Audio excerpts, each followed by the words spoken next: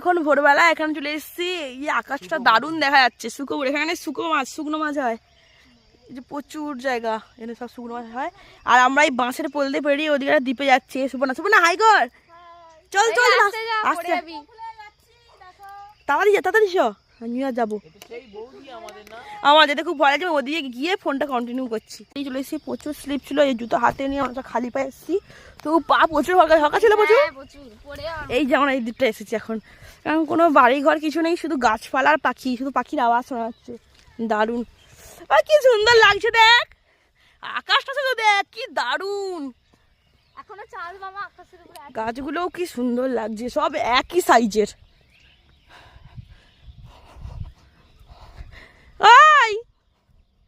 কি রে, এই যে আমাদের 3 জন সামনে আর আমরা 3 জন পিছনে চলে এসছি। ওইদিকে কে রে, কে কি মাছটা ধরতে নামছে ওরা? নদীতে চলে এসছি আমরা, নদীর ধারে একদম। এই যে নদী,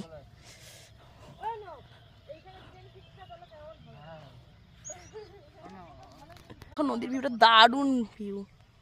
আর এদিকের আকাশ,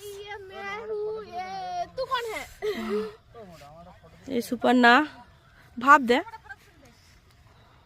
এই যে আমাদের অন্য বৌদি গোপাল, হাই করো সবাই, হাই করো, হাই। সুপর্ণা দাম করে ফেলছে সকাল সকাল।